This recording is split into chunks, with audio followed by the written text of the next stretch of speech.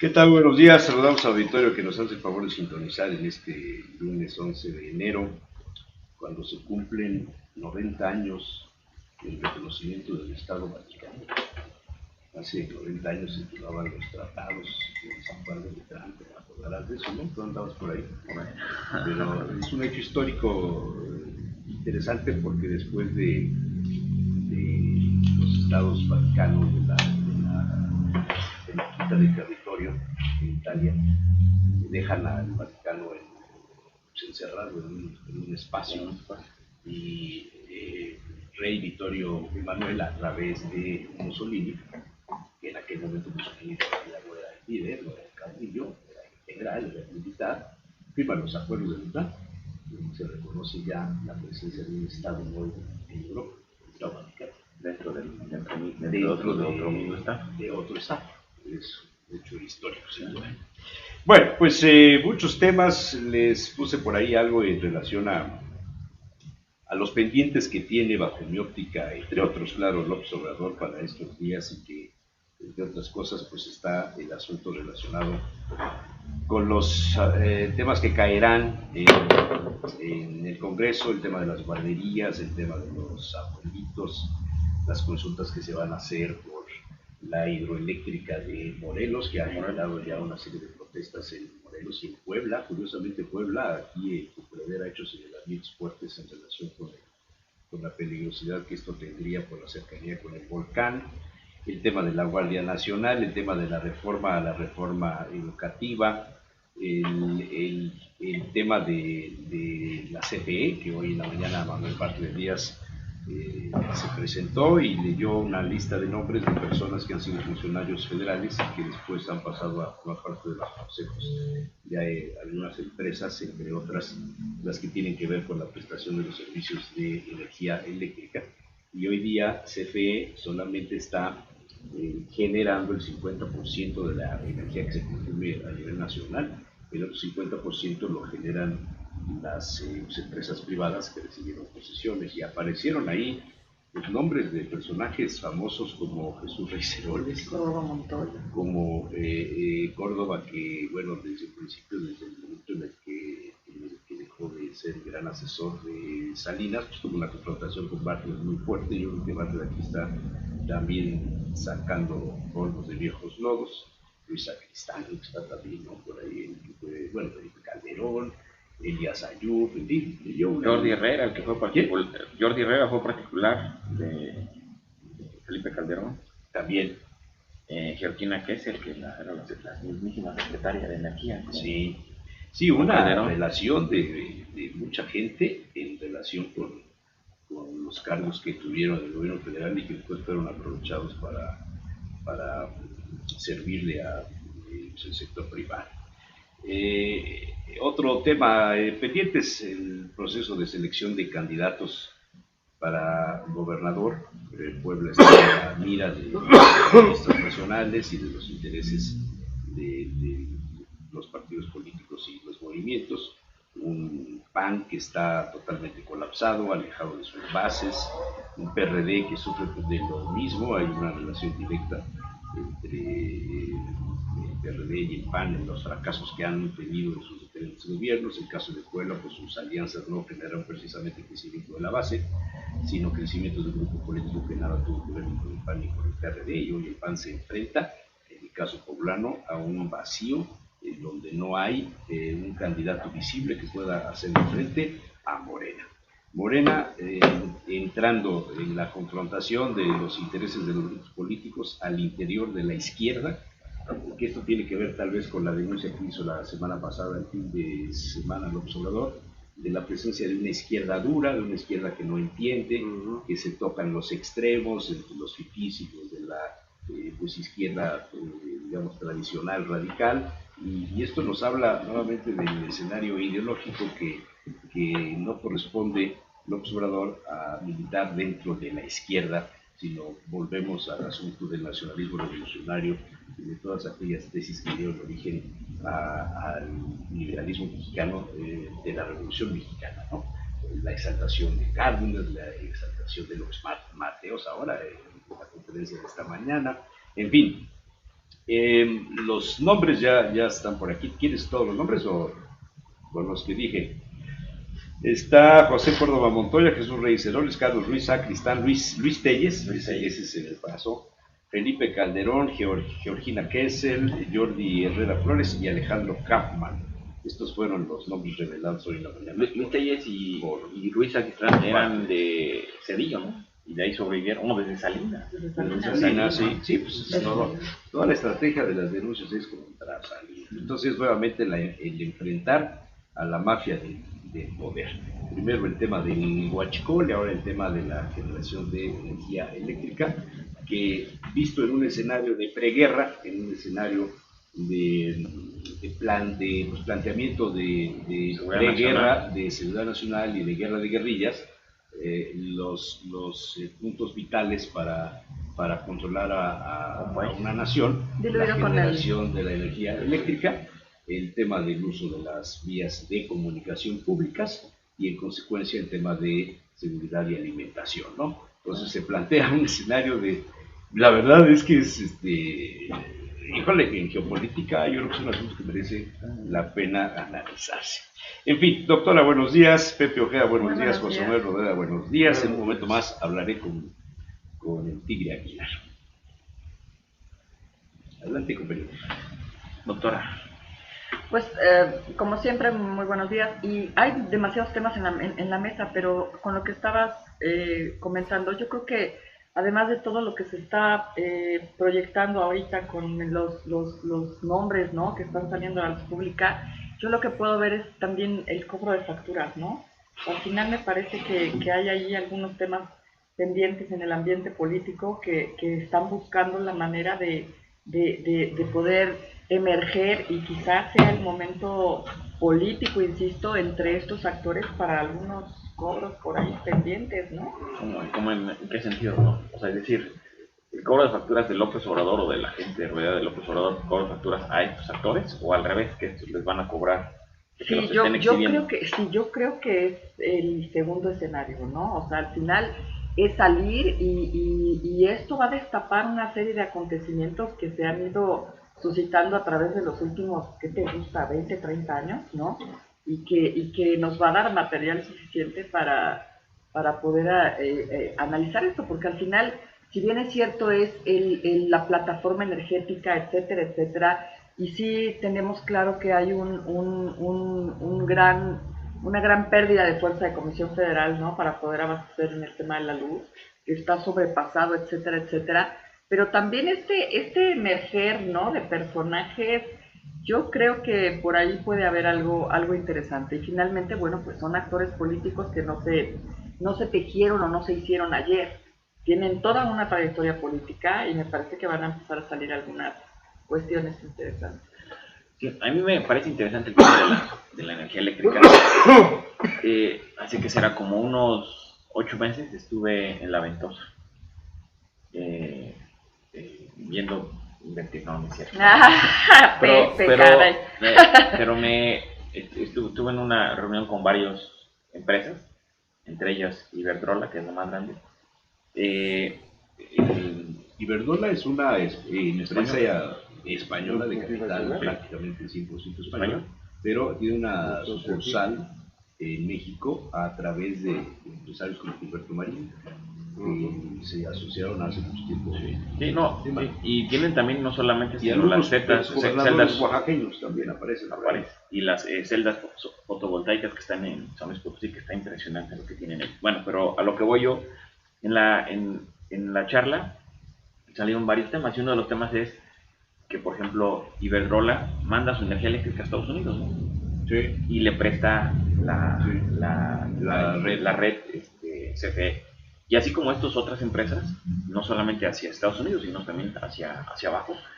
Y el tema, lo que me decían es que México, en sentido estricto, no tiene problemas de desabasto de energía. Al contrario, el tema es de producción, es decir, no hay...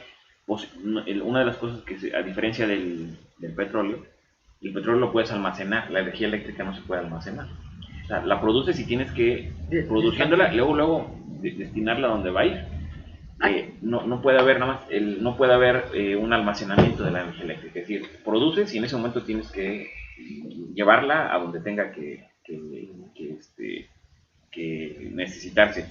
Y estos temas también se vuelven interesantes, el caso, por ejemplo, de Francia, ¿no? Las nucleoeléctricas, que tienen muchísimas nucleoeléctricas, que es el líder en las nucleoeléctricas, y que él surte pues, a gran parte de Europa, pero también en esta misma lógica, aquí en México pues, nada más tenemos una nucleoeléctrica, ¿no? Y que funciona a media, ¿no? Claro, y quizá la palabra estuvo mal empleada, quizá no desabasto, es la capacidad de producción de Comisión Federal. Efectivamente no se está dando la fuerza suficiente para poder otorgar el servicio a todo el país, y evidentemente ahí es en donde entran las empresas y la iniciativa privada, ¿no? Para poder generar junto con... No, yo creo que aquí es un plan con maña desde los 90s, la cuarta asamblea del PRI, que tuvo lugar en Puebla y Tehuacán. El tema de la discusión era el asunto de los energéticos. Y desde entonces Bartlett levantó la mano en Tehuacán y armó el escándalo contra la privatización y admitió el asunto de la maniobra de Carlos Salinas y todo este grupo para generar los huecos, los vacíos, para que CFE se convirtiera en una empresa estatal que dependiera de la iniciativa privada transnacional. Y eso es lo que ha venido sucediendo. Cuando tú ves las gráficas que te presentan, que hace 7 años o hace 17 años México producía el 100% de lo que consumía, y ahora CFE está produciendo el 50% y el sector privado está comprando, el gobierno le compra al sector privado el otro 50%. Quiere decir que la CFE ha dejado de ser operativamente trascendente, y le han entregado los votos de poder que antes tenían los líderes sindicales, que es otro asunto que también hay que señalar. Los líderes sindicales en CFE hicieron muchísimo daño. La voy a Rodríguez Alcaine, toda la playa de los líderes que heredaron los cargos de liderazgo del sindicato. Aquí en Puebla tenemos los 3 casos conocidísimos, y a nivel nacional, y desde el pleito de Galván, cuando la lucha de CFE por el galvanismo, se acordarán de eso, allá en los 70, fue el parteaguas, donde López Portillo interviene para revisar el tema de la CFE. O sea, todo fue un plan para ir desmantelando la presencia de CFE. Y hoy enfrentamos. Sí, y a lo mejor no cabe la idea. Pero hay que tomar en cuenta que CFE se quedó con tres versiones, 3 aspectos que son importantísimos. Sí, que están garantizados en la reforma, sí.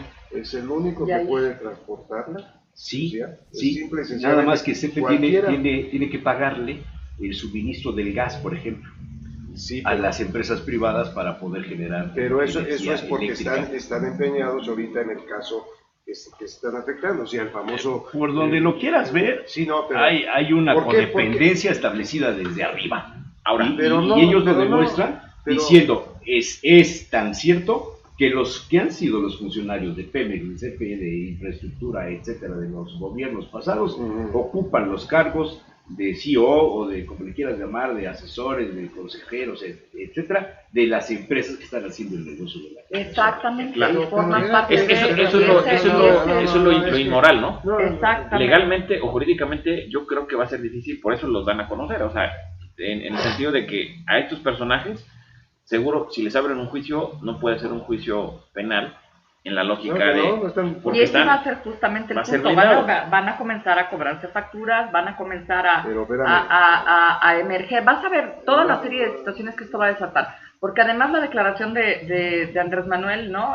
Diciendo, bueno, vamos a negociar con la iniciativa privada para que no aumenten el costo de la energía, etcétera. O sea, que yo entiendo esa iniciativa privada y el mercado de alguna manera te impone los precios, pero esta parte de vamos a intentar negociar. Una pregunta, aquí estamos ahorita diciendo CFE es lo único que puede transportar todo lo que es electricidad, es el único que puede transportar, es una exclusiva que tiene, siempre y cuando sea para ellos, que lo consuma, si lo da a Iberdrola para que lo mande a Estados Unidos, le cobra a Iberdrola por la es el único que tiene la propiedad de la transmisión. Iberdrola lo que quiere hacer es una red propia que la mande por el mar, y que precisamente seguramente por el tema de corrupción tendrá que sacar sus cosas, pero simple y sencillamente tiene ese control. ¿Por qué está utilizando ahorita ductos privados para transportar gas Porque no los tiene. Porque pero Pemex se los dieron en hizo. concesión a una empresa para que los hiciera. Porque también hay que entender que nuestras empresas, la semana que entra te traigo los datos del presupuesto de lo que está costando Pemex y de lo que está costando CFE, independientemente de lo que le pasan cada año, todavía el sobre que le pasan, que lo hubiera traído, lo tengo yo, ese dato es impresionante y es el subsidio que tienen. Tienen un subsidio brutalísimo en el presupuesto. En el mundo, las empresas generadoras de energía eléctrica estatales reciben un subsidio. En el mundo, en Estados Unidos, ¿Y por qué? en Europa, ¿Por qué las empresas privadas no reciben subsidio y pueden generarla? No, porque vas a lucrar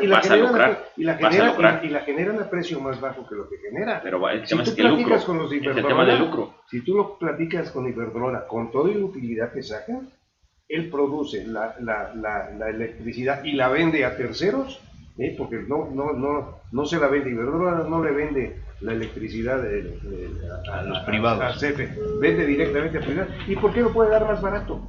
¡Qué curioso! Qué curioso, pero puede hablar por su tecnología desarrollada. ¿Por qué? Porque se quedaron estas empresas, exactamente. Don Humberto, los mismos que a los industriales textileros. ¿Está usted listo? No hicieron ninguna renovación de maquinaria, pues se quedan acá. Como los Boy Scouts. ¿Por qué no entran a las nuevas tecnologías? Ahorita regresamos. Siempre listo. Ya nos cortaron, mi querido Pepe, no te preocupes. No, ahorita seguimos. Quiere hablarle a Beto a las 8:15. Beto, buenos días. A ver, en algunos medios periodísticos, no sé si son amigos o enemigos tuyos, se menciona este día que una facción del PAN, reconocida con su filiación por el Yunque, no sé si existirá todavía, se alista para pelearle a lo que queda del morenovallismo la candidatura a gobernador. Y mencionan 3 nombres y me preocupa mucho: Rafael Micalco Méndez, Luis Paredes y Humberto Aguilar Coronado. Ah, caray. ¿Cuál de los 3 te preocupa? Pues el de Beto. No te vayas a meter. No, evidentemente no. Habla algo más fuerte porque se oye lejos. Sí, lo hemos platicado en algún momento, que bueno, yo en caso de requerirse, por supuesto que estaba listo para entrarle a la gobernatura interina. Me parece que hay personas mucho más posicionadas que yo, y por lo menos he visto 3 encuestas en donde Eduardo Rivera, Jorge Aguilar Chedraui, Mario Riestra están por encima del posicionamiento que tengo yo, y creo que también de Luis Paredes. Entonces yo creo que hay que pedirle al CEN que el CEN haga una encuesta muy amplia a nivel de Estado, y que de acuerdo al que salga mejor posicionado, pues hombre, se le pida que sea el candidato, ¿no? Yo no creo que después de 8 años que estuve fuera de la actividad política y social de Puebla, pueda tener un posicionamiento tan alto como algunos, ¿no? Y es lógico, porque, bueno, pues al final del día, si tú no estás presente en declaraciones, en reuniones, etcétera, pues la gente se olvida de uno, ¿no?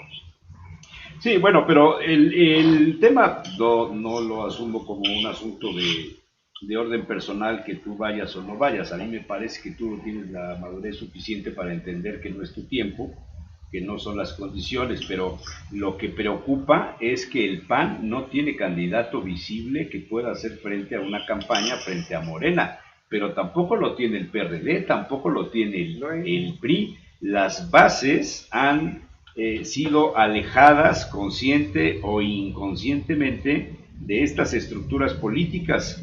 El PAN Puebla llegó a ser uno de los estados panistas con más fuerza, con más arraigo, que hacía frente a los embates nacionales, y hoy día los panistas locales, que la semana pasada fueron convocados a reunirse con Héctor Larios, apenas si llegaron el que barre, la que limpia, una de las afanadoras, y no sé si la presidenta llegó.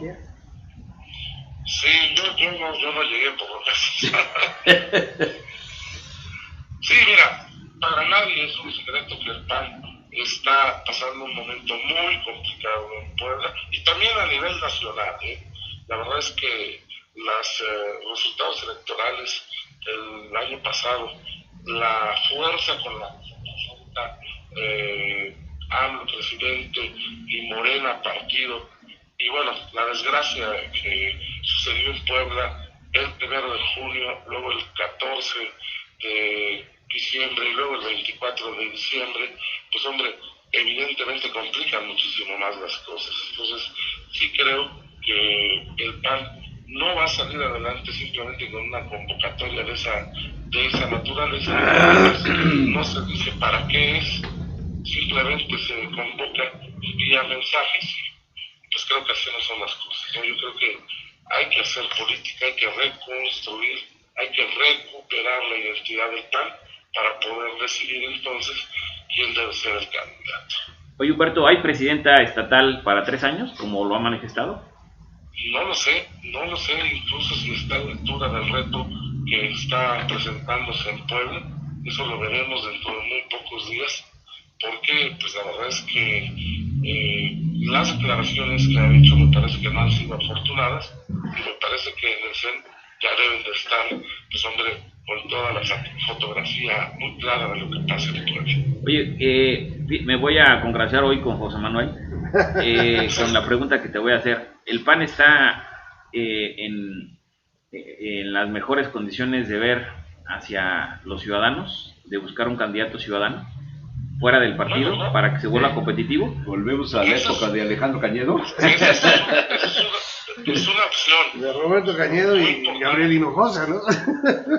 Es una opción muy importante que no debe descartar en estos momentos, pero con la idea muy clara de reconstruir, porque me parece que si no es así y solamente se utiliza un nombre, pues va a ser lo mismo y solo le vamos a hacer daño a la sociedad. Creo que tiene que ser algo muy pensado, muy claro, muy diseñado precisamente para competir ante una fuerza que hoy se presenta como la primera, muy fuerte, muy fuerte, y que así lo demuestran las encuestas, ¿no? ¿Son reales las encuestas entonces? ¿Son reales las encuestas? Sí, bueno, la verdad es que las encuestas que yo he visto, bueno, saben que las manda a hacer, ¿no? Pero hay una constante en donde sí hay ciertos actores políticos que están muy bien posicionados. Y hoy por hoy no creo que nadie haya medido un nombre, de un hombre o de una mujer que no pertenezcan a ningún partido político para poder pensar en invitarlo a contender. Y eso es lo primero que hay que hacer, ¿no? ¿Imposible una alianza con el PRI? Pues mira, no lo sé, de verdad no lo sé. Yo creo que el PRI debería de pensar muy seriamente qué es lo que va a hacer, pero me parece que ha demostrado ahorita en esta expresión que la propia Jacob dijo que sería mejor el primor, pues hombre, que está desdibujándose en ese sentido. Y habría que valorar qué papel quiere jugar en los próximos años, tanto a nivel local como a nivel nacional. En el PAN está muy claramente definido que a nivel federal, hombre, seremos la oposición que se oponga, que debata, pero también la oposición que proponga ante las diferentes decisiones que se han ido tomando por parte del gobierno. Oye, yo decía hace rato que el PAN y el PRD como que transitan por el mismo camino. Dejaron a las bases, se alejaron de ellas. El fracaso se demuestra en las últimas elecciones. Pero, ¿qué es lo que puede hacer que tu partido se identifique nuevamente con las bases? Durante una época, los empresarios mexicanos, muchos de ellos, se acercaron a las filas panistas, el caso de Cloutier, el caso de Jorge Osejo, en fin, te podría mencionar muchos nombres que conocemos, que tú has tratado, y que fueron el refuerzo, la manera de llevar a nueva gente a las filas panistas y hacerlos candidatos, sobre todo en estados como Jalisco, Nuevo León, Guanajuato, Querétaro, San Luis Potosí, Puebla mismo, Oaxaca, y ganaron las elecciones, pero hicieron malos gobiernos, tuvieron una mala experiencia los ciudadanos, y eso trae como consecuencia el alejamiento del pueblo, de la base, con sus líderes políticos.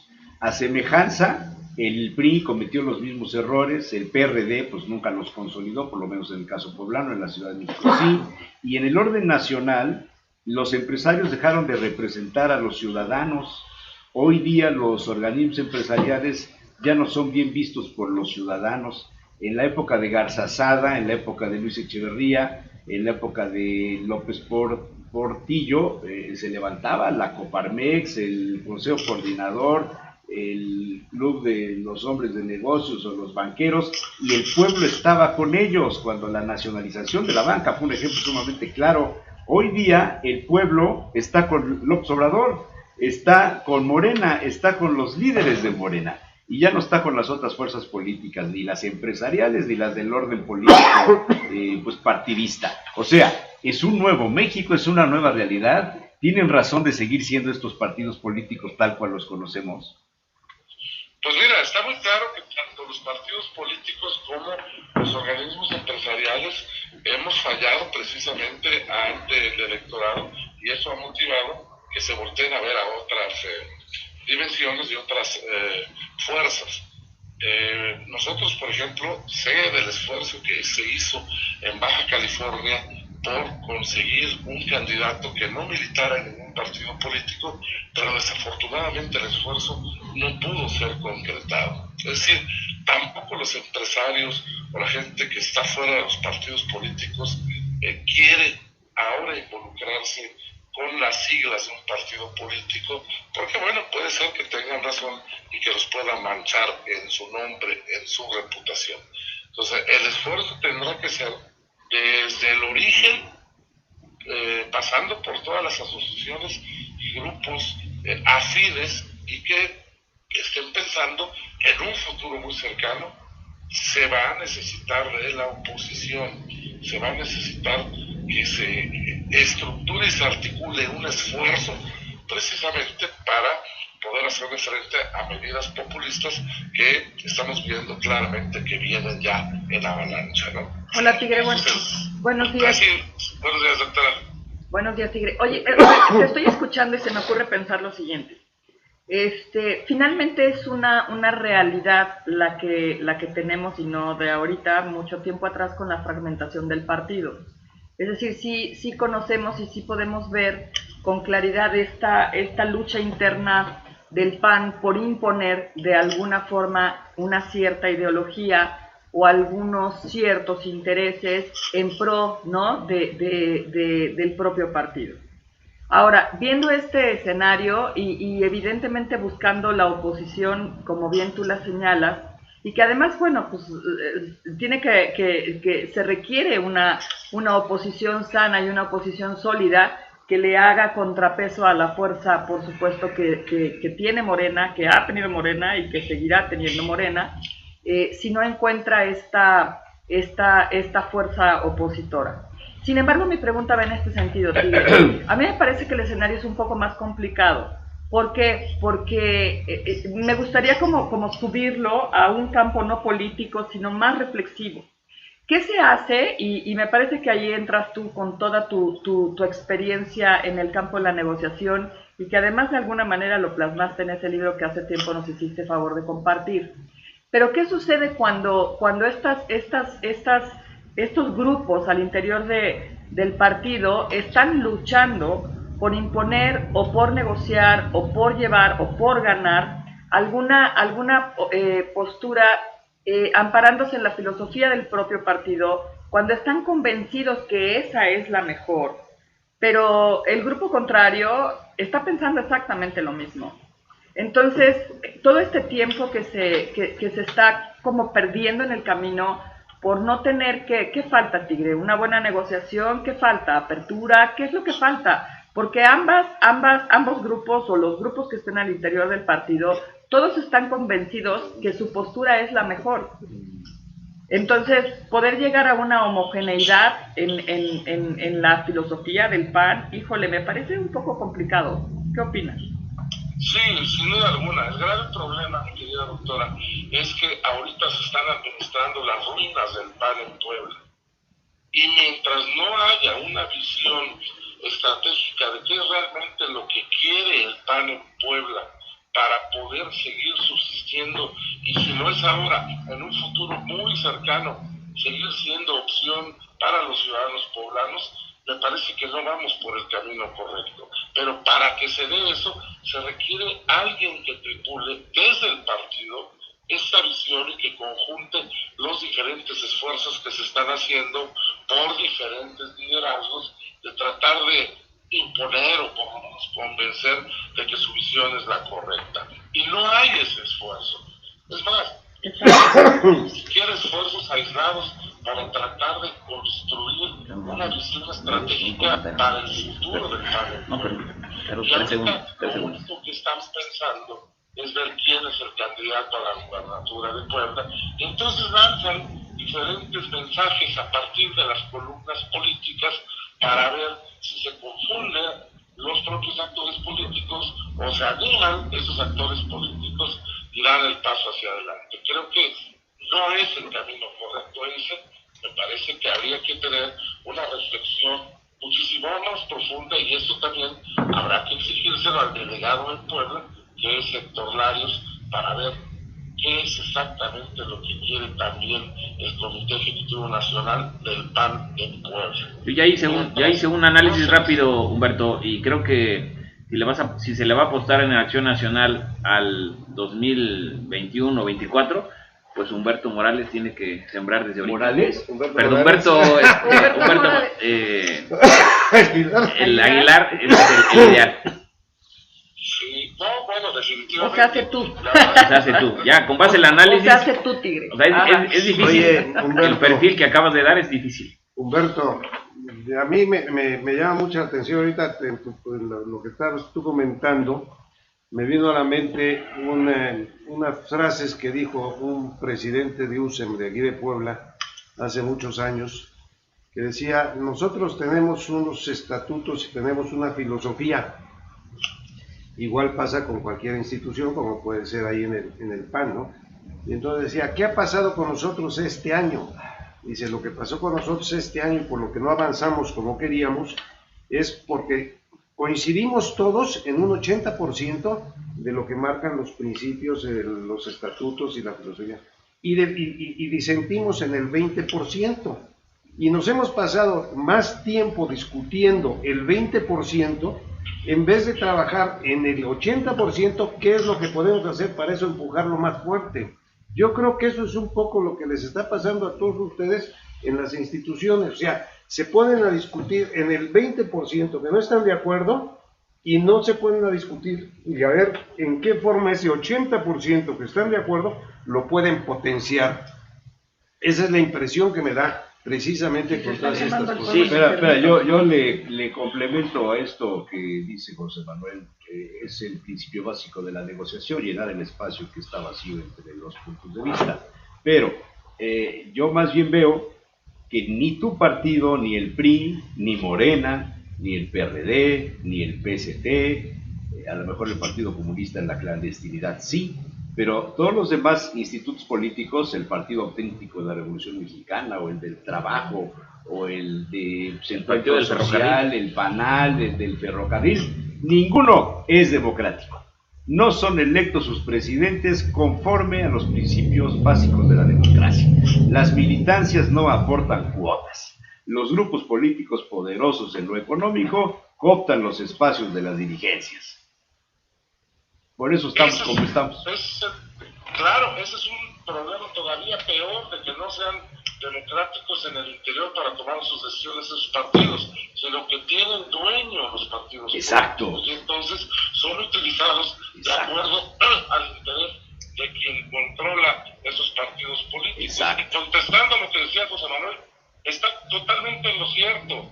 Desafortunadamente, las acciones que han tomado los diferentes actores políticos del PAN en Puebla, lo único que hacen es confundir al electorado y, por supuesto, generar mayor suspicacia al interior. A ver, contesten ustedes, ¿cómo va a creer alguien que quiere creer en el PAN si su dirigente sale mañana a decir que tiene que bajar la gasolina cuando ella, siendo diputada federal, votó en contra de la posición del PAN a favor del incremento de la gasolina? Claro. ¿O cómo puede criticar el grupo parlamentario ahorita local al gobernador Pacheco Pulido por algunas de sus actuaciones si votaron a favor de que él fuera el gobernador? Y entonces, sin explicación, genera un conflicto interno terrible. Entonces, oye, Humberto, no es que nos pasemos discutiendo en lo que no estamos de acuerdo, sino toda esa serie de acciones que presentan incongruencia entre lo que piensa el PAN y entre lo que hacen los que representan al PAN, que muchos de ellos en el pasado reciente no eran ni siquiera panistas. Entonces, yo creo que lo primero que tenemos que hacer en el PAN es alejar ya la expresión del morenovallismo. El morenovallismo no existe ya más, se acabó. Ahora, si alguien quiere participar, tiene que entrar al PAN y manifestarse y decir que asume los principios del PAN, los estatutos del PAN, y a partir de ahí, entonces lo vamos a construir entre todos. Si no damos ese paso, me parece que estamos engañando también al electorado. Oye, Humberto, tú estás en las grandes ligas, en Acción Nacional. ¿Te sacrificarías por venirte a la aldea? A reconstruir. No, yo vivo en la aldea, mi querido Pepe. No, digo, vives acá en la aldea, sabes, por eso mismo, sabes cómo funciona la aldea y sabes precisamente que es un sacrificio venir a reconstruir, a rehacer una Acción Nacional que en este momento pues no tiene pies ni cabeza, ¿no? Pero no tiene pies ni cabezas, pero tiene cuerpo todavía, ¿no? Y eso es el tema importante, ¿no? Todavía puede reconstruir de ese cuerpo. ¿Sí te sacrificarías? Bueno, yo creo que hay muchos otros que no lo veríamos como sacrificio, sino como un esfuerzo. Digo, al final del día yo no soy como Marcelo García Almaguer, que dice que él le ha dado tanto al PAN que por eso no va a renunciar a la diputación. Yo creo que los que hemos estado en el PAN durante mucho tiempo somos deudores del PAN y habrá que ver en qué trinchera se adquiere en el PAN nacional y se elabore cada uno de nosotros precisamente para que este esfuerzo tenga cuerpo, pero sobre todo tenga alma y tenga una futura conquista de almas entre el electorado. Oye, Tigre, ¿estás de acuerdo que hay muchos panistas que no piensan como tú? Sí, por supuesto. Ok, y partiendo de esa premisa, entonces me gustaría comentar lo siguiente, porque es interesante cuando con esta enjundia y con este énfasis tú señalas, y evidentemente todos lo sabemos, que el morenovallismo está muerto, que se acabó, ¿no? Evidentemente la tragedia con Rafael Moreno Valle y su querida esposa, pues, debilitó tanto este grupo que evidentemente lo vemos ya muerto, ¿no? Anclado. Sin embargo, los próximos líderes o los próximos movimientos que se den al interior del partido van a tener también un nombre y un calificativo. Es decir, mi querido Humberto, habrá un momento en el que Puebla o el partido pueda hablar ahora de la aparición del tigrismo,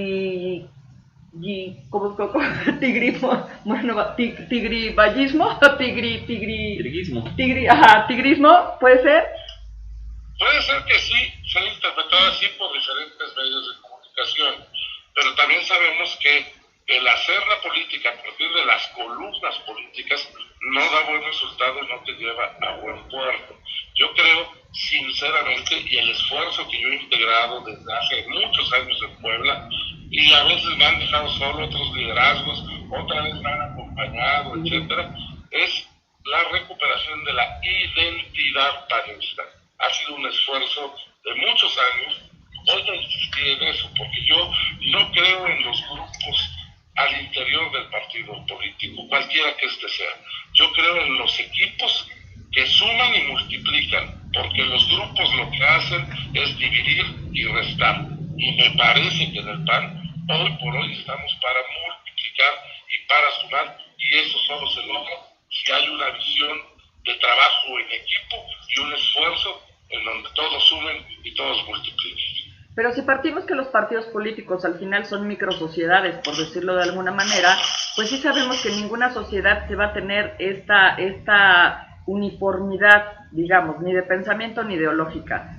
Y creo que en cualquier partido político esta disyuntiva o esta elección o esta forma de pensar antagónica entre los mismos protagonistas al interior de cualquier partido político siempre va a existir, siempre ha existido.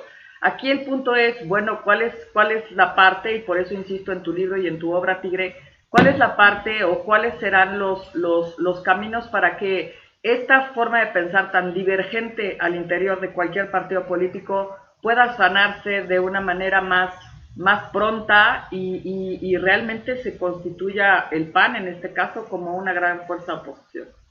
Bueno, al final del día creo que se tiene que dar cuenta todos los militantes del PAN que la onda grupera a lo que nos ha llevado es una división terrible. Ya no podemos seguir así y ya no podemos seguir alimentando también ese tipo de desconfianzas y ese tipo de rencores que se dieron de unos años para acá. Yo insisto, el planteamiento democrático del PAN da para que si no vas con algún candidato en una elección, no tienes por qué ser su enemigo ni odiarlo. Y eso es lo que se vino a hacer los años anteriores aquí. O estás conmigo o estás contra mí. Bueno, son dos escenarios. Uno, el generado por el grupo de Lalo Rivera. Estás conmigo, estás en contra mía.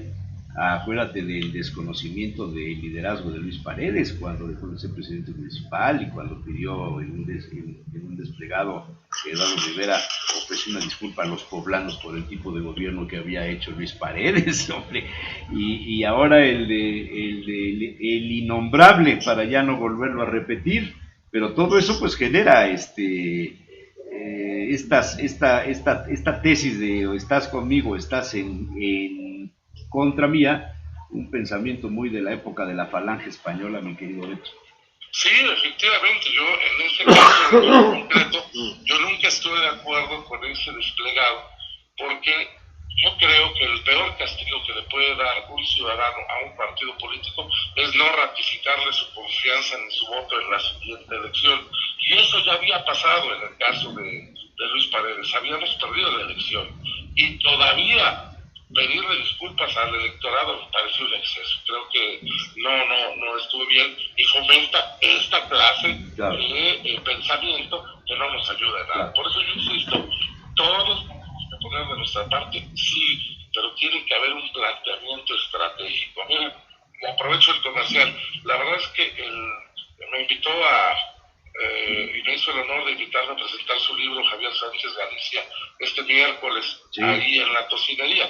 Sí. Y la verdad es que el libro está muy interesante, vale la pena que lo leyeran todos los que quieren ser candidatos o quieren tener una visión de futuro, porque el planteamiento estratégico en la obra de Javier es lo más importante para poder primero tomar una decisión de lanzarse de candidato y luego, si eres candidato, seguir una ruta y tener una guía para hacerlo. Me parece que eso es lo que le falta ahorita al PAN a nivel local. A nivel nacional estamos haciendo un esfuerzo, nos vamos a meter a unas sesiones largas de planeación estratégica que después se trasladarán a los diferentes estados. Desafortunadamente en Puebla pues se nos presenta la elección extraordinaria y los tiempos tan recortados que tenemos precisamente para la presentación de candidatos de candidato o candidata y por supuesto la ida a la elección. Muy bien, pues Beto, un abrazo. Muchas gracias a todos, me da mucho gusto. Buen viaje. Qué pena que no estuve con ustedes, pero pues aquí vengo en el tráfico de la Gran Terusquín. Ándale, hombre, gracias. Un abrazo. Bye, Tigre. No te envidio en nada. No.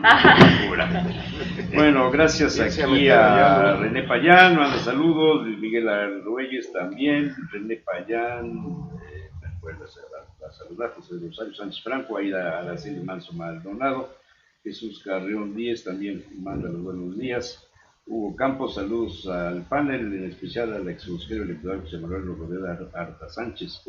Doctora Ortega Cambranis, gracias también por el saludo. Gabriela López Asprón, hola, buen día. Víctor Gómez también nos está viendo. Rosa José, Tigre Humberto, un saludo desde Acatlán de Osorio. Guillermo Pérez también manda saludos y Rosas José dice sí al tigrismo. Otros asuntos. Quiero cerrar un poco el tema de un gasto. Me parece a mí interesante lo que planteó, que si el PAN le apuesta a construir desde dentro una candidatura que muy probablemente no les va a dar resultados esperados en este próximo junio, pero si la apuesta, yo creo que puede haber un PAN para rato. Pero sin embargo, si le apuestan al pragmatismo, como siempre ha pasado, decir, a ver, generemos, volvamos competitivo a Acción Nacional, pues van a querer lanzar a un Cuauhtémoc Blanco, al Chelis, o no sé, o a un artista y todo, y eso precisamente lo que les va a generar, pues es una burbuja donde pues, seguramente va a volverse competitivo, a lo mejor no para ganar la elección, o a lo mejor sí para realmente competirle, pero pues precisamente es un espejismo, ¿no? Cuando no le apuestas a unas estructuras indefinidas. Pero también es interesante lo que plantea, de que si le apostaran a un ciudadano con una calidad moral, con un perfil ideal, que tenga muy buena representatividad, yo creo que también le vuelve a apostar a este primer escenario, es decir, a construir, a reconstruir, a retejer lo que Acción Nacional siempre y cuando ese ciudadano lleve la filosofía del partido. O sea, sí, ¿no? O sea, o no. Porque si agarras a un ciudadano que va a ser un pragmaticazo, se acabó todo, ¿no? No, ese sería el escenario 2. Sí, el escenario 1, en el buscar un ciudadano, obviamente que este ciudadano tendría que tener y demostrar cierta afinidad con la Acción Nacional, aunque no milite y aunque no vaya a militar, pero sin embargo esto ayudaría pues precisamente a que no empiece desde abajo, ¿no?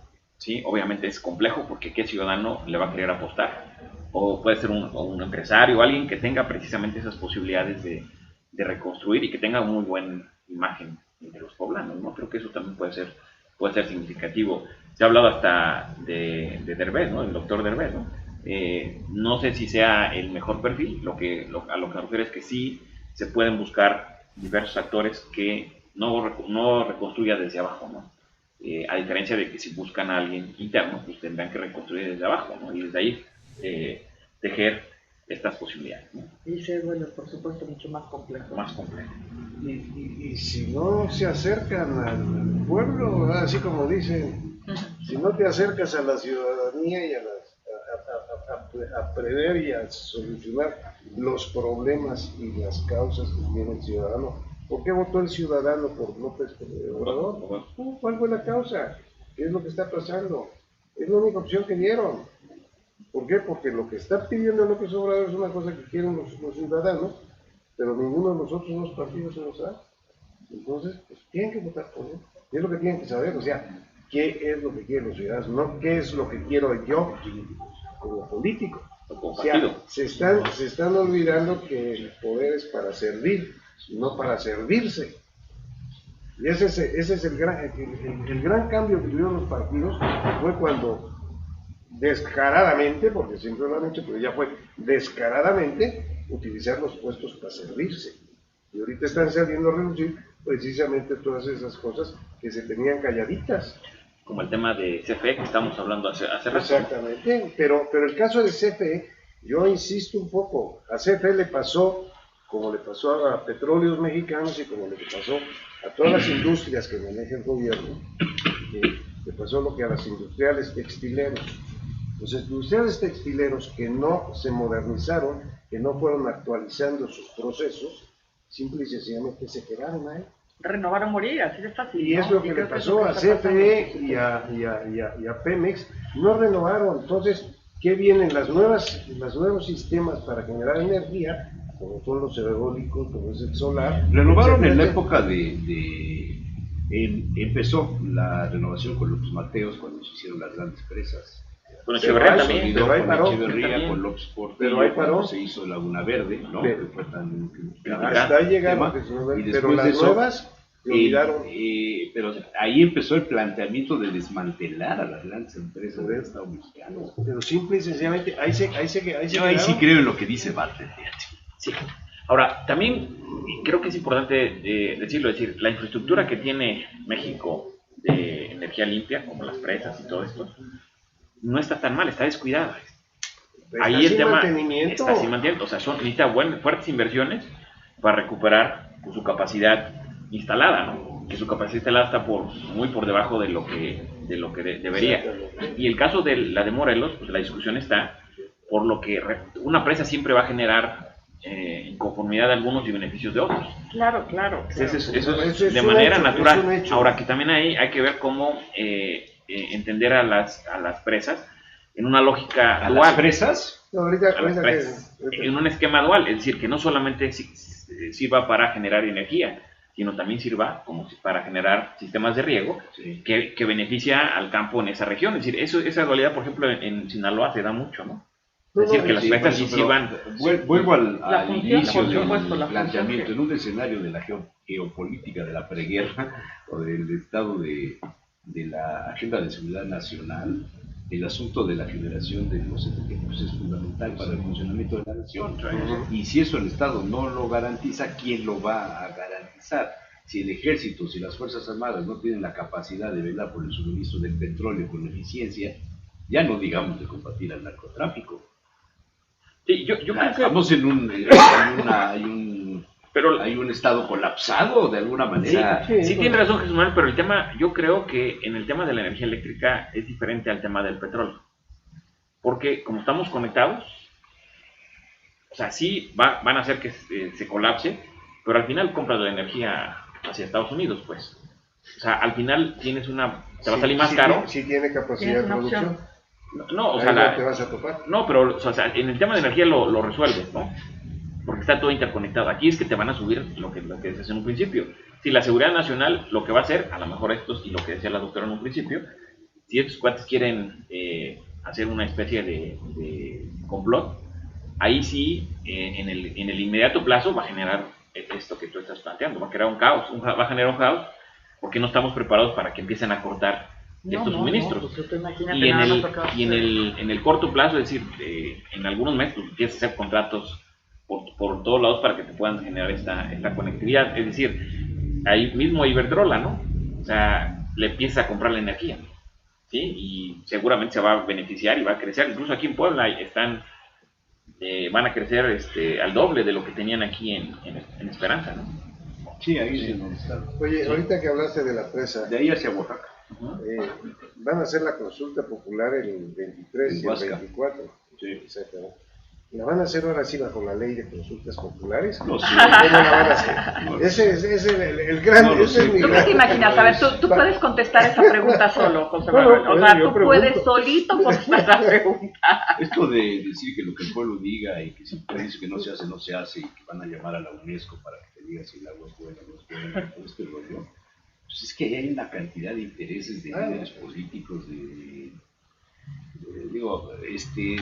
ahora que he estado viendo ahí algunos asuntos de orden vecinal, te sorprendes de la capacidad de manipulación que tienen determinados personajes de la vida social y comunitaria de Puebla, que te imaginarías que serían grandes personalidades, y la cantidad de fraudes que se cometen en aras de defender a la sociedad, ¿no? Todo el dinero de las guarderías, que no lo he tocado, pero el tema de las guarderías es muy interesante, cómo se manipula eso, los donativos del Estado que no llegan a los niños, sino que llegan a los intermediarios, el tema de algunas comunidades donde el ayuntamiento ha estado financiando y resulta que las actividades son para beneficiar a los patronatos, pero no a las comunidades. No, les desconocen y entonces empieza toda una maniobra de desgaste, de críticas, de eso todo. Viene siendo precisamente... El de la elección, además puesto rápido, elección de una mesa directiva en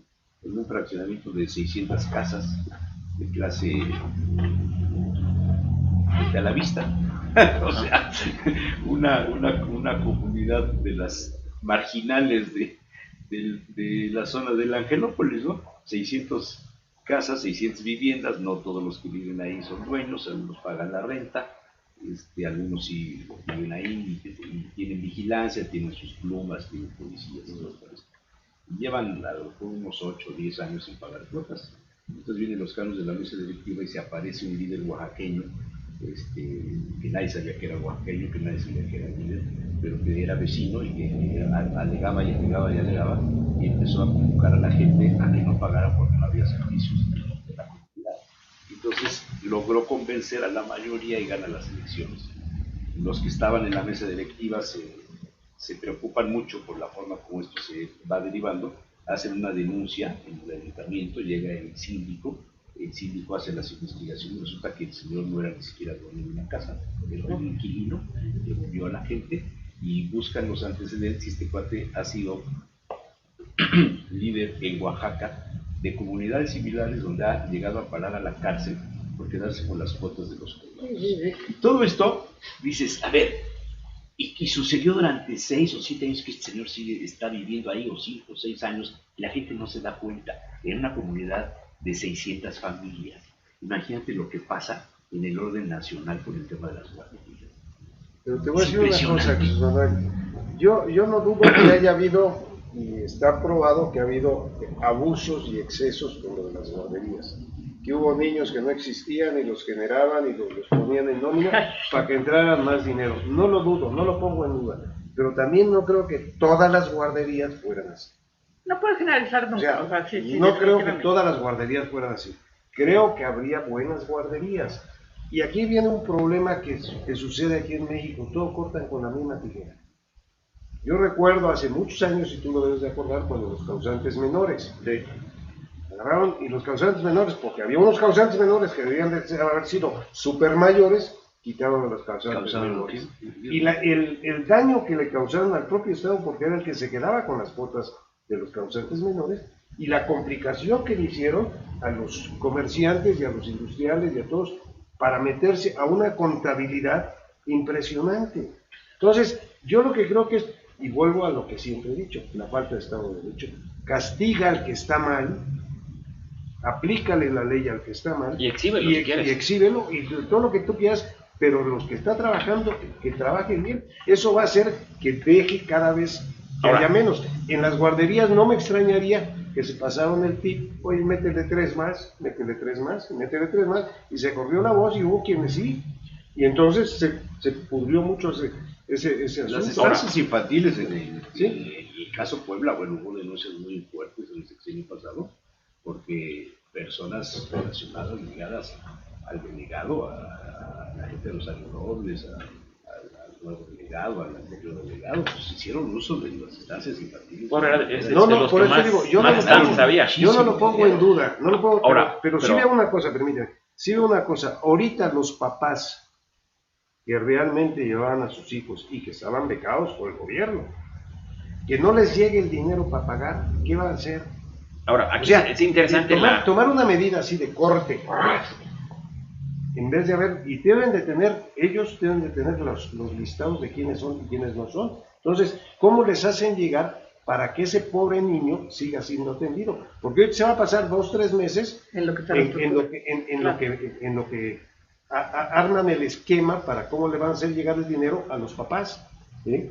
¿Para qué? Para que los papás con ese dinero en teoría vayan y paguen a la guardería, o como dicen, que la abuelita lo cuide. No, ahora, es interesante el tema de analizar el tema de las estancias infantiles. Esas decisiones son las que a mí me llaman mucho la atención. Pero es interesante analizarla como política pública. Es decir, qué resultados ha generado. Y los indicadores que ha generado son bastante buenos. O sea, los resultados que ha dado incluso varias mediciones que han hecho en cuanto al concepto de guardería, y al beneficio directo que representa. Sobre todo está comprobado y en el contexto internacional que los infantes, los niños de 0 a 4 años, es donde lo que reciben es lo que van a dar cuando sean grandes. Si reciben amor, cariño, se sienten protegidos, no se sienten solos, no se sienten aislados. Es decir, en sentido estricto estaríamos generando que esta población la estaríamos de alguna forma sacando de una manera, digo, hay otros factores que después se generan en el camino, pero casi de la delincuencia, ¿sí? Porque los primeros años de los niños, si se sienten protegidos, cuando están mayores de 15 a 16 años, les marcó esos primeros 4 años. ¿Sí? Y esto es desde el punto de vista psicológico, pues decir, desde cómo el niño construye en ese momento pues, precisamente su esquema hacia futuro. Otro de los temas también interesantes que ha generado estos estudios del tema de las estancias infantiles también tiene que ver con estas evaluaciones que han hecho de lo que representa a las mamás trabajadoras o a los papás trabajadores, ¿sí? Que de alguna u otra manera se les sería imposible pues tener este tema, ¿no? O sea, atender a sus hijos. Ahora, en la lógica que están planteando que ahora darles el beneficio de manera directa al papá, ¿sí? Ahí otra vez se va a volver a pervertir el tema, porque en el sano juicio, ¿qué papá, ¿sí? Que tiene 2 hijos, que gana 4,000 pesos al mes, le van a dar 2,600 pesos, pues va a decir, oye, pues yo con esto prácticamente gano, es la mitad de lo que yo gano, ¿no? O sea, ¿cuántas mamás, cuántos papás, pues van a mandar? Ese va a ser lo van a ver como un esquema de sobresueldo, y ahí va a empezar a generarse una perversión, porque estamos hablando de que la lógica del programa, como está constituido el programa, es para que en las estancias tengan la calidad, la comodidad, la confianza, les dan seguro a los niños, ¿no? Si les llega a pasar algo, están asegurados. Si se enferman de algo, están asegurados, los llevan a doctores que están también planteados en este mismo esquema del programa. Es decir, está el programa tan robusto, ¿sí? Como política pública. Incluso se ha llegado a decir que la mejor política pública que tuvo en su momento Fox fue la de estancias infantiles. Y unos dicen que fue la única política pública que fue bien planteada. A lo mejor en la parte operativa, en la manera como creció con Peña Nieto, pasó el 20% se creció de recursos que les dieron, crecieron las estancias infantiles, el Estado de México y Puebla son las que más crecieron, por ejemplo, ¿no? Entonces, ahí ya se empezó a pervertir el tema. Pero voy a otra cosa, Pepe. Ahorita que van a hacer el dinero al papá, tienen que ver la cuestión de que ese dinero efectivamente vaya a ser para beneficio del niño. ¿Dónde están las reglas para poder checar eso? No, la lógica que están planteando no están diciendo eso. Esta perversión de la que está hablando Pepe tampoco es nueva, Pepe, y tampoco es con el tema de las guarderías o las estancias infantiles hoy día.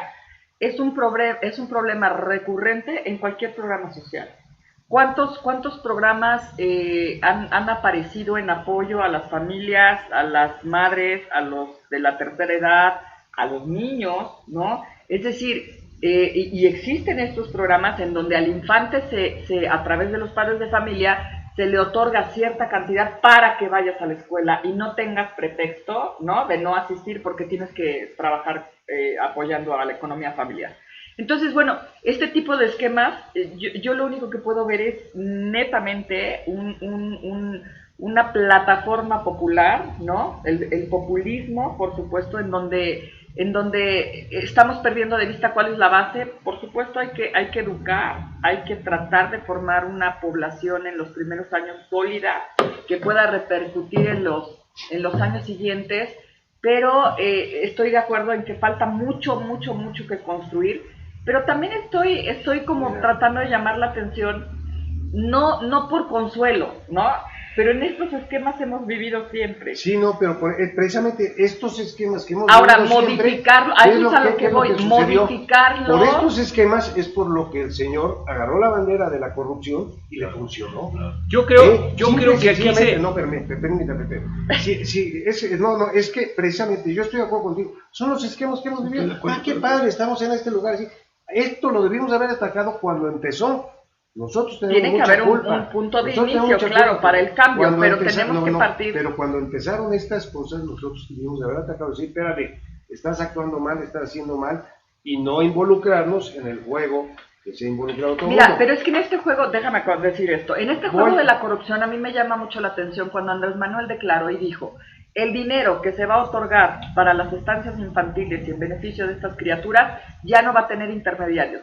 Se le va a entregar directamente por parte del Estado al padre de familia o madre de familia para que ellos decidan si lo mandan a la guardería con el abuelito o a ver qué cosa hacen.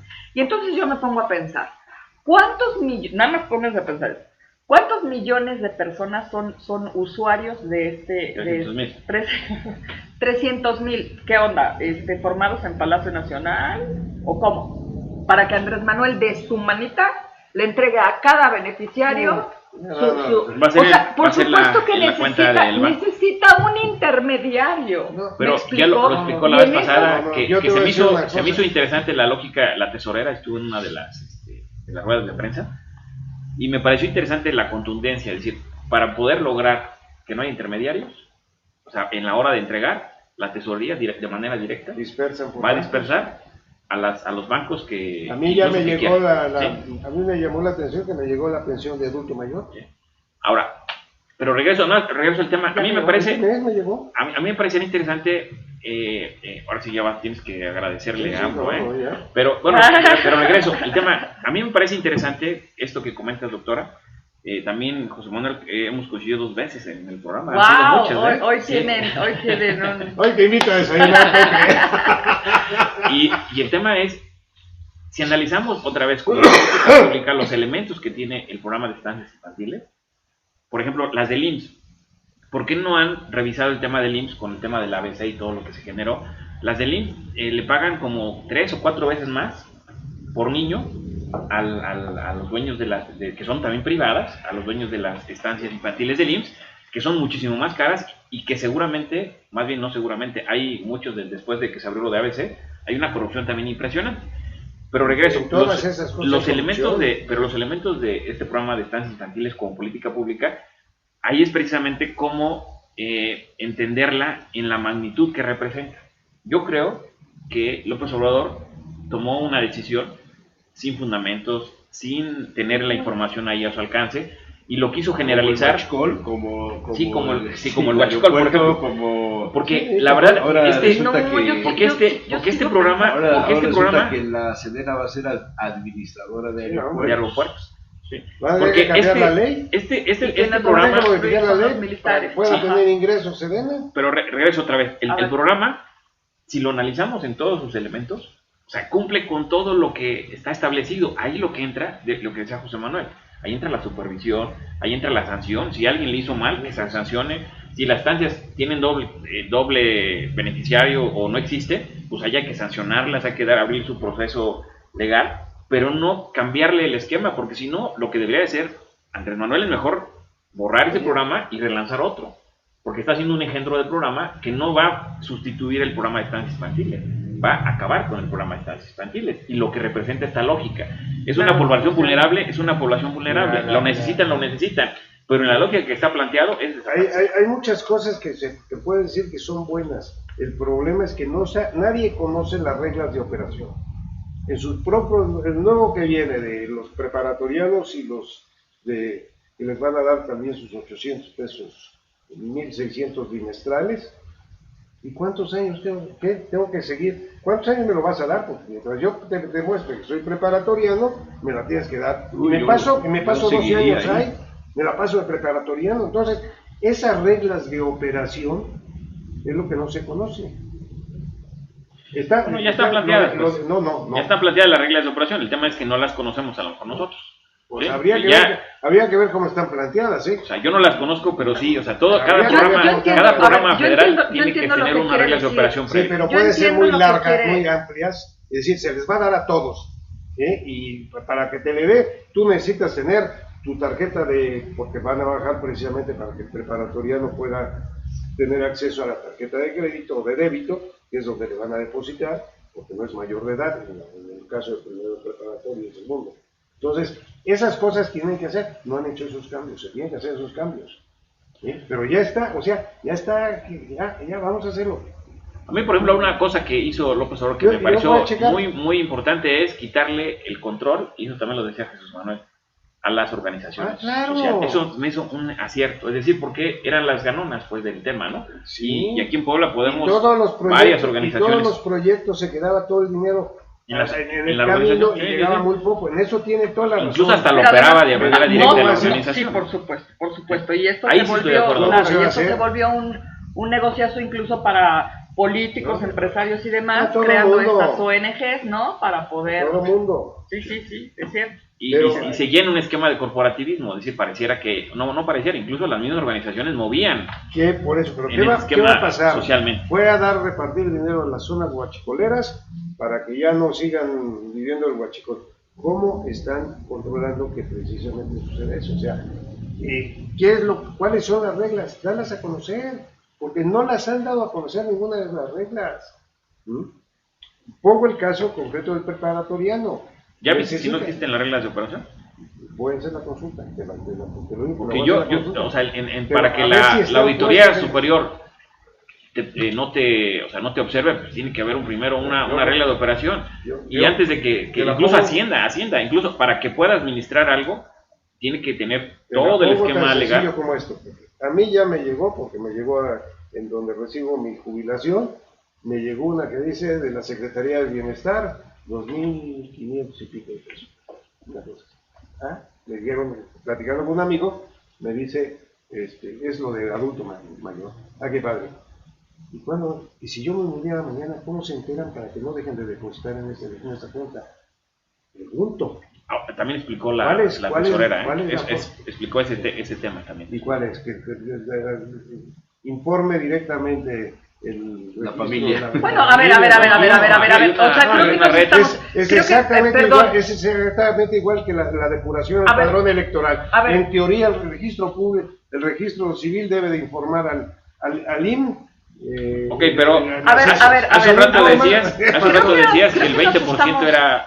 Creo que nos estamos volviendo demasiado casuísticos, ¿no? Bueno, o sea, al final, en un escenario global, lo que sí podemos, o por lo menos yo así lo veo, es todos estos cambios que se están provocando desde el gobierno federal y que, por supuesto, cualquier cambio o cualquier movimiento que se realice que te lleve a salir de tu zona de confort, te va a provocar una serie de malestares, ¿no? Y es lo que estamos enfrentando. Estamos enfrente de una nueva política de acción, por decirlo de alguna manera. Estamos enfrentando estas nuevas actuaciones que nunca se habían visto y que, por supuesto, esto es lo que provoca. No me parece mal que el cuestionamiento y que la crítica se esté dando, porque eso es lo que lo va a fortalecer. Mira, tiene razón la doctora, y antes, José Manuel, a mí me parece con esto que dice la doctora, es decir, si no te hubiera llegado la pensión, en algún momento dirías, oye, pues yo también aporté al país. No, yo me fui a inscribir. Sí, o sea, aquí lo interesante es, o sea, sí está, hay que ver esa parte, y si no está, hay que levantar la voz para que si alguien se muere, ¿cómo sale del padrón, no? Mira, es como pero sin embargo aquí el tema es, y coincido con la doctora, estamos metiendo demasiado está en un análisis demasiado casuístico, ¿no? Es que se están modificando algunas situaciones que son, cuando nos quitaron a los jubilados, el que teníamos que ir cada 6 meses a hacer nuestra presentación, todavía vivo, para que no haya problema, de repente lo quitaron. Todas las pensiones... ¿Tú sabes la cantidad de personas que votaban después de muertos? Exactamente. O sea, el ejercicio de inflar los padrones es muy antiguo en este país. Por eso y eso es lo mismo que se hizo con las estancias infantiles, con las guarderías, con los sindicalizados, claro, es lo que estamos con los diciendo. miembros de los partidos políticos. Ahora viene este cambio, viene esta transformación. Hay una manipulación de los padrones. No hay una credibilidad en el padrón porque no hay un documento nacional de identidad. Exacto. Y a partir de eso hay un gran vacío. Por eso, pero... Y las bases de datos no son compartidas. ¿Por qué no quisieron seguir por el proyecto del Registro Nacional de Identidad? No, pues, que estaba porque era amarrarse las manos para todos los fraudes electorales. Y quitarle al INE lo más consolidado que tiene, ¿no? Exactamente, que es el registro público. Sí. En fin.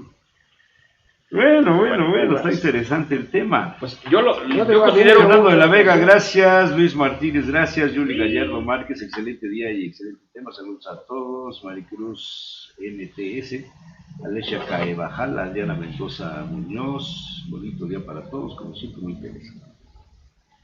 ¿Qué más? Sí, yo insisto en esta sensación que nos provoca, ¿no? Nos sacan de nuestra zona de confort, por supuesto. Tiene que haber un proceso de resistencia y después nos iremos ajustando poco a poco. Aquí lo que yo quiero resaltar es esta parte, e insisto, siempre lo he dicho cuando vienen los comentarios a favor de López Obrador, ni soy López Obradorcista ni nada por el estilo y nunca he comulgado con Morena, pero somos críticos y podemos ver estas cosas positivas, ¿no?, que de pronto suceden.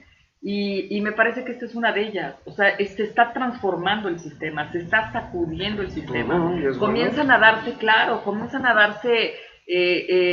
situaciones que nunca habían pasado y que de alguna manera en el esquema general pueden ser muy benéficas. Que habrá que irlas puliendo, pues sí. Que tienes que, porque además, ojo con esto, no es, Andrés Manuel tiene toda la buena voluntad y así lo ha dicho y lo expresó desde campaña y desde él es extraordinario y está muy consciente, por lo menos así lo declara, que si el líder es bueno, es honesto, shalala, todo lo seguirá haciendo. Para que esto se deban a pasar muchos años. Y lo cierto es que la materia prima con la que está trabajando le va a causar un poco de conflicto. Sí, y nada más rápido aquí el tema. Yo creo que en este caso de las estancias, yo creo por la presión que se está generando y por la articulación que se está dando por la población, yo creo que va a regresar al esquema, a lo mejor con más filtros y con más elementos. Es decir, la estancia sigue. O sea, el tema es que no puede seguir como está planteado porque las va a desaparecer. No, porque pueden los papás utilizar el dinero para pagar. ¿Qué papá lo va a hacer? Pues, ¿a qué papá lo va a hacer? O sea, ahí el tema es, o sea, es lo que te decía hace un rato, José Manuel. O sea, si el programa está planteado así, no vas a hacer un engendro, pues porque al final lo vas a desaparecer. Lo que está haciendo López Obrador es desaparecer el programa. O sea, en sentido estricto, ¿quién, otra vez regreso? Si ya tiene ahí el recurso el papá, él decide si se lo cuida el abuelito, si se lo cuida la hermana, si se lo cuida la vecina, y al final ese recurso, ¿cuántas personas van a ir y le van a dar el recurso a la estancia?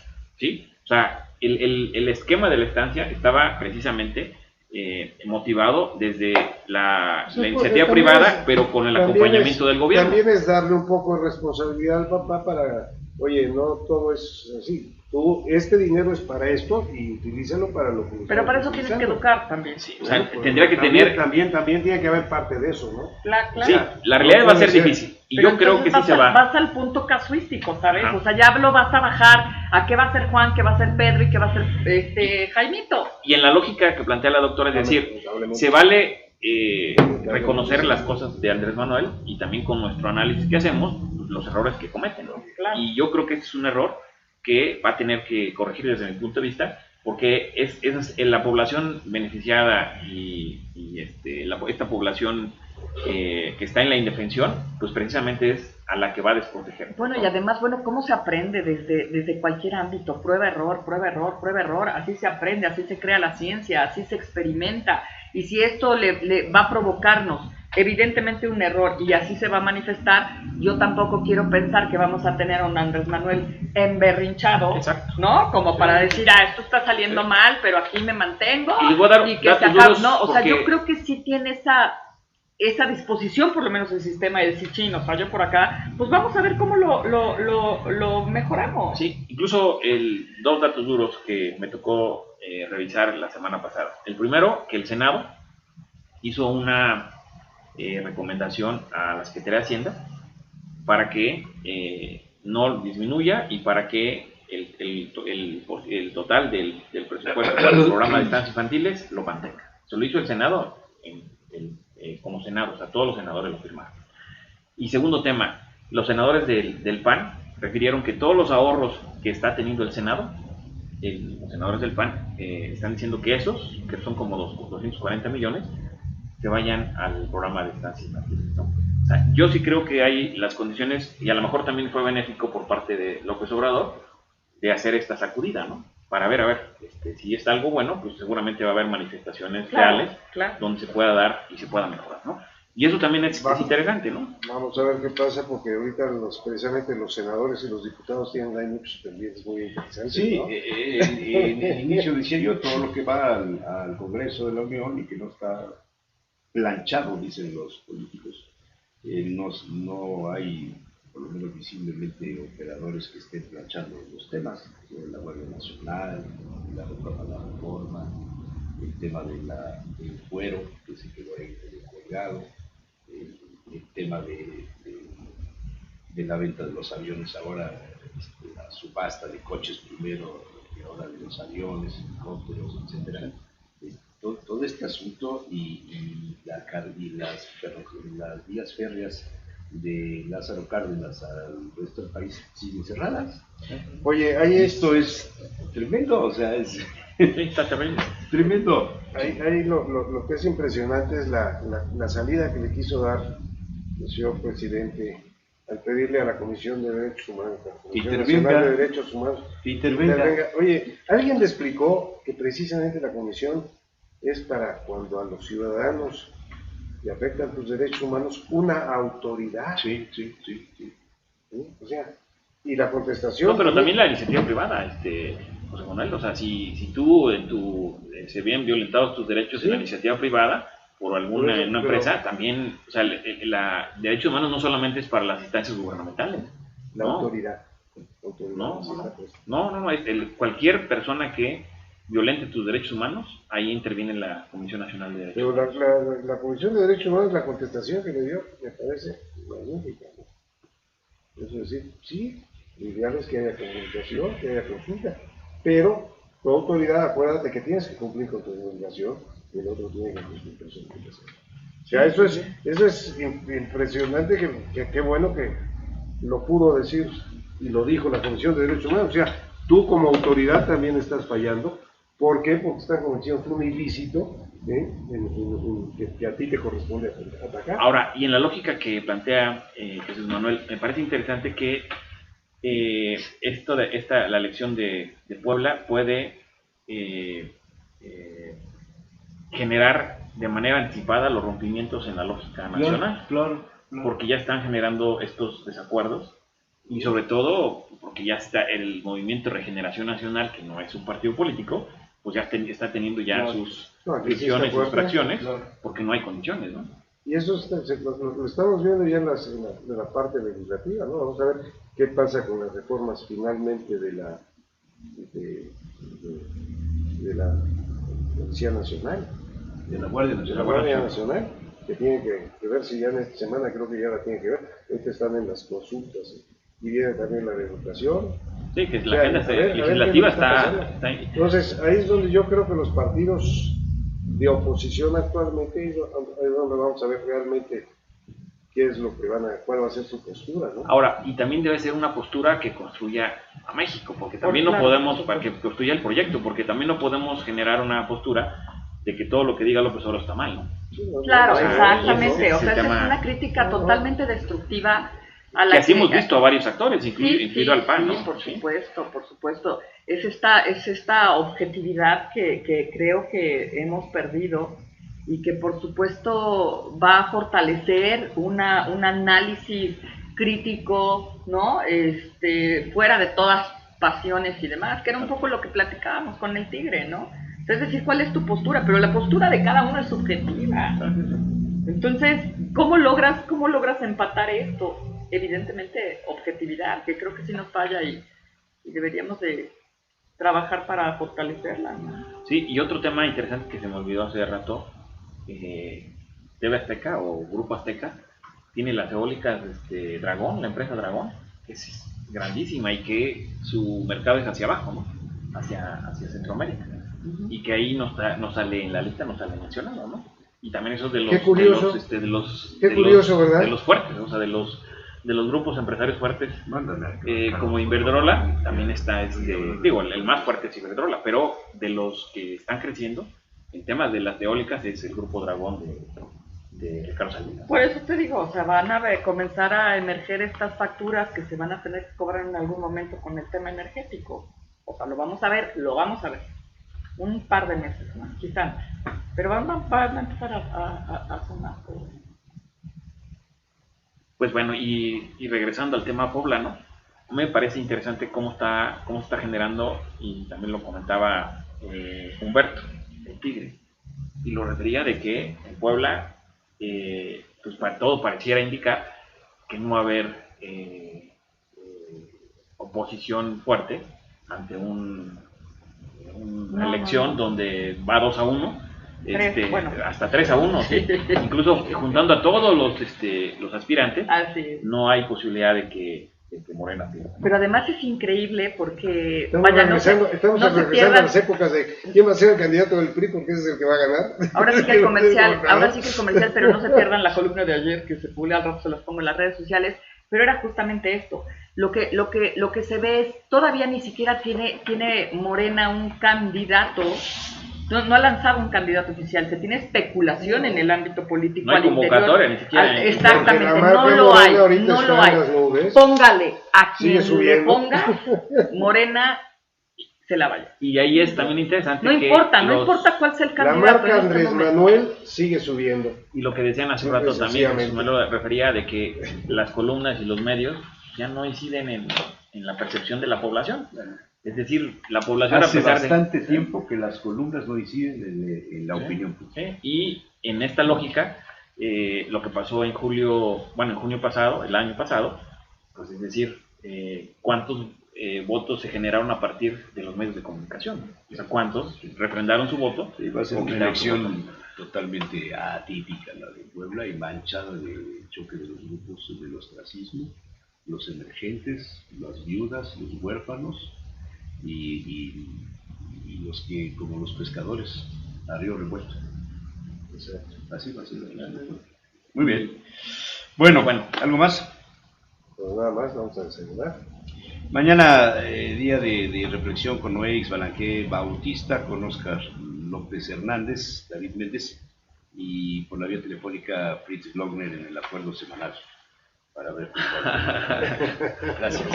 Iniciamos bien la semana. Oye, les ha ido muy bien con los libros, ¿eh? Muy bien. Ayer estuve en los dos interesantes. A ver, Carlitos.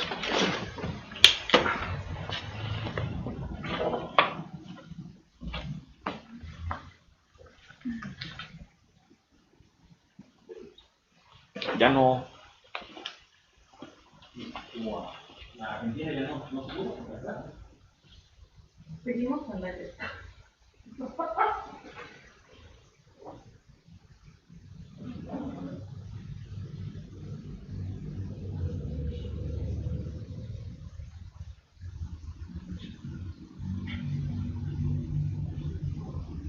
Ya.